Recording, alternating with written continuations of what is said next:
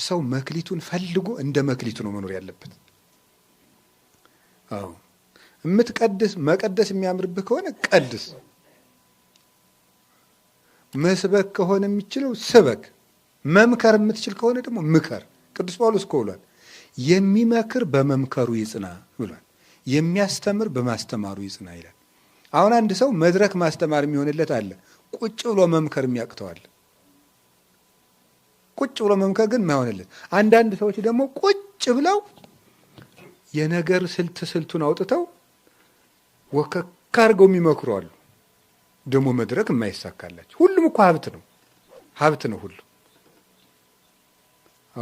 አሁን እኮ ይኸውላችሁ አንድ ሽማግሌ መክሮ የሚመልሰውን እኔ 500 ጥቅስ ጠቅሼ ላልመልሰው እችላለሁ።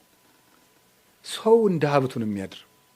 ሀብታችን ማወቅ ጠርቶ ሀብት ሰጣቸው ነው። የእግዚአብሔርን ጥሪ ማወቅ። እኔን ጌታዬ በምን መልኩ ነው የጠራኝ፣ በምን መክሊቴና እንዳገለግል የምትረዱት ግን አንድ ነገር፣ እግዚአብሔር ያልጠራው ሰው ግን የለም። ሁሉንም ሰው ጠርቶታል። ችግሩ ጥሪውን ወይ ሳናስተውለው እንደ ወፍ ግር ብሎ ያልፍብናል። ምክንያቱም ያንን እንዳናውቅ ደግሞ ሰይጣን ሁልጊዜ ምን ያደርጋል? ከራሳችን ጋር እንዳንሆን ያደርገናል። ደግሞ ያባክነናል። በብዙ ጉዳዮች ብክነን የሚያባክነን ብዙ ነገር አለ። አንዳንድ ጊዜ ታሪክ ያባክነናል። ታሪክ ማለት ምን ማለት ነው? እስከ ዛሬ የኖርንበት ህይወታችን ጥልቅ እያለ እንደ ዝንብ እየገባ እንደ ወተት ዝንብ ስቅት ያደርገናል። የዱሮ ህይወታችን እየታወሰ ይበጠብጣል አንዳንድ ጊዜ። ሌላ ጊዜ አሁን ያለው ስጋችን ጣልቃ እየገባ ይበጠብጣል። ሌላ ቀን ደግሞ ሰይጣን ጣልቃ ይገባል። ሌላ ቀን ሰዎች ጣልቃ ይገባሉ። ሌላ ቀን ዓለም ራሷ ሰልጣኝ ጣልቃ ትገባለች። ዓለም ዝም ብላ የምታየን እንዳይመስላችሁ። ክርስቶስን እከተላለሁ ካላችሁ ዓለም ጉሮሯችን ላይ ነው የምትመጣው። እንቅ ነው የምታደርግ። ወይ ክርስቶስን መርጠሙት ወይ ደግሞ አርፈ ቁጭ በር በሰላም አትነካካ ነው የምትለን። ሰው ክርስቶስን ሲከተል ሰይጣን በማንም ይመጣ? ወይ በኖሯችን ወይ በህይወታችን ይመጣል። እንደዛ ነው የሚያደርገው። ለዚያ መዘጋጀት ያስፈልጋል። ስለዚህ ያውከናል። ይሄ ሁከት የበዛበት ዓለም ብዙ ጊዜ እንዴት ነው ማድረግ ያለብን? መክሊታችን እንዲታየን ወደ ውስጥ ማዳመጥ ነው። እውነቴን ነው የምነግራቸው። ወደ ውስጥ ማዳመጥ፣ ከራስ ጋር ሰብሰብ ማለት፣ ዝም ያለ ህይወትን መውደድ፣ እንደው ከብዙ ሰው ጋር ማውራትን ሁሉ ሰብሰብ ማድረግ። ወሬ ራሱ ያባክናል። አይታችኋል?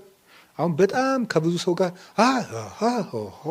ስትሉ ኋላችሁ መለስ ብላችሁ ቤት ገብታችሁ ይዩትማ ጭንቅላታችን እንኳ አይሰበሰብም፣ ብትን ነው የሚለው። እና መቼ ነው እግዚአብሔር እንደጠራንስ የምናውቀው? ራሱ ምን ይታወቀናል? እንዲሁ ለእኔ መክሊት አልሰጠኝም እያልን እንቀመጥ። መክሊት ሰጥቶናል። ግን የእግዚአብሔር ጥሪ ደግሞ የእግዚአብሔር ጥሪ ሲባል እግዚአብሔር እየመጣ ገብረ ሥላሴ ወለተ ሥላሴ አይልም። እግዚአብሔር እጃችን ላይ ባለው ነገር ነው የሚጠራን እንጂ ብድግ ብሎ እንደዚህ ብሎ በራእይ ጠርቶኝ፣ ብድግ ብሎ በህልሜ ጠርቶኝ፣ ተነስቶ ቅዱስ ሚካኤል አግኝቶኝ እንደዚህ ያለ ነገር አጉል ነው። አትነካኩ እንዲህ ያለ ነገር። ግን መክሊቶቻችን እንዴት እንደምናገኛቸው እነግራቸዋለሁ። የመጀመሪያው ምንድነው? መረጋጋትና ከራስ ጋር መሆን። ራሳችንን እናዳምጠው። እውነቴን ነው። ቁጭ ብለን እናዳምጠው። እንዲያው ምን እንደሆን እንዲያው ምን ሆኛለሁ ብለን በደንብ ቁጭ ብለን ማሰብ አለብን። ቁጭ ብሎ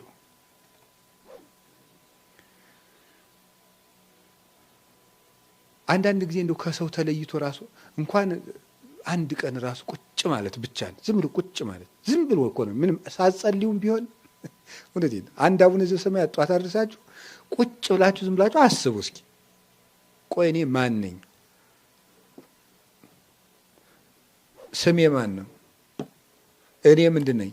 ሰው። እኔ ምንድን ነኝ? ክርስቲያን። አሁን ምን እያደረኩ ነው? እንደዚህ። ትናንትና ምን እያደረኩ ነበር? እንደዚህ። እንደዚህ ሊሆን የቻልኩት በምን ምክንያት? እንደዚህ የደረሰባቸው አባቶችና እናቶች እንዴት ብለው አለፉት? እንደዚህ አድርገው። አሁን እኔ ማድረግ ያለብኝ እንዴት ነው? እንደዚህ። ይሄን ሳደርግ ለወደፊት የሚገጥመኝ እንቅፋት ምንድን ነው? እንደዚህ። ለዚያም መወስደው መፍትሄ ምንድን ነው? እንደዚህ።